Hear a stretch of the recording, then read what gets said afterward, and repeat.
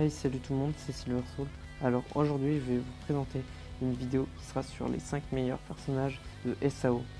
Alors en premier personnage, il y aura Shinon. En deuxième personnage, il y aura Lifa. En troisième personnage, il y aura Yuki. En quatrième personnage, il y aura Edglyph. Et enfin, en dernier personnage, il y aura Deathgun. Je parlerai des persos dans la vidéo en détail pour bien expliquer les caractéristiques de chaque personnage. Et j'essaierai d'approfondir sur certains personnages, mais après il y a des personnages où on ne peut pas trop approfondir. Je vous dirai ça dans la vidéo et je vous la laisse regarder.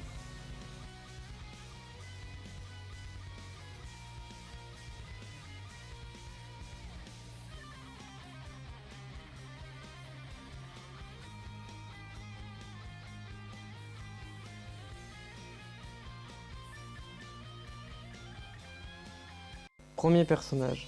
Le premier personnage sera Shinon. Alors Shinon, les cheveux courts bleus.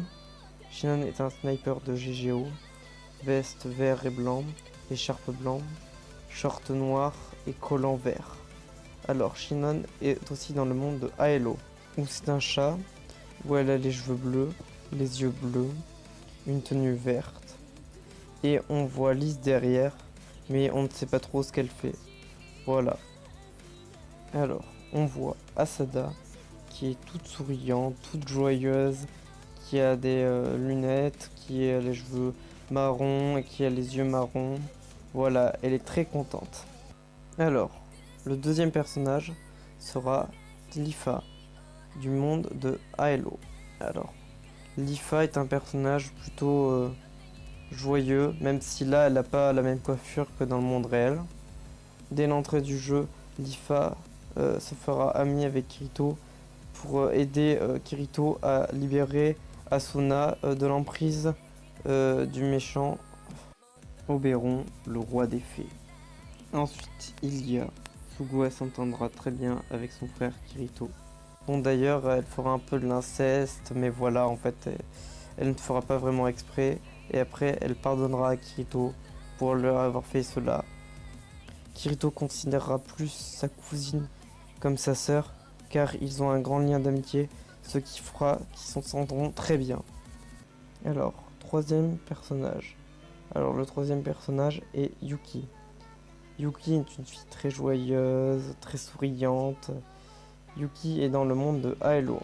Alors, Yuki s'entendra très bien avec Asuna et se liera d'amitié avec elle.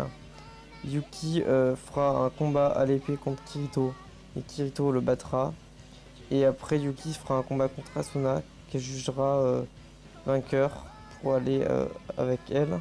Après ça, Yuki lui expliquera qu'elle est dans un hôpital et qu'elle est en cancer phase terminale. Du coup, elle profitera de ses derniers instants pour jouer avec Asuna. Quatrième personnage, Edglyph.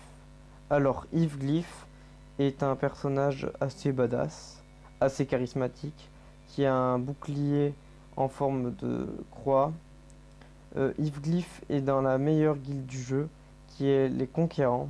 Les Conquérants s'empareront vite des étages du monde de SAO et domineront largement les autres guildes. Alors, Akiko Kayaba, le créateur de SAO. Akiko Kayaba accompagnera Kirito et Asuna pour gravir les échelons et monter en puissance. Grâce à ça, Kirito tuera le dernier boss du jeu, Edglyph. Cinquième personnage. Alors le cinquième et dernier personnage sera Deathgun. Alors Deathgun est un personnage assez sombre et mystérieux. Deathgun tient un pistolet, nommé Gun. Deathgun aura les yeux rouges et terrifiants. Deathgun fera d'ailleurs peur à Kirito, qui sera terrifié et confiera ça à Shinon. Shinkawa, d'apparence calme et gentil, Shinkawa essaiera d'amadouer Asada pour la tromper, mais c'est alors que Kirito viendra pour la sauver et mettre Shinkawa en prison pour ce qu'il a fait de mal. C'est la fin de la vidéo. Alors, j'espère que ma vidéo vous aura plu. Alors partagez dans tout ce qui est Twitter, Instagram, Facebook et Discord. j'essaierai de faire d'autres vidéos dans tout ce qui est théorie Pokémon, top 5 sur les meilleurs personnages de Pokémon et les personnages de manga aussi. Alors j'espère que la vidéo vous a plu et moi je vous dis tchuss et je vous laisse. Salut.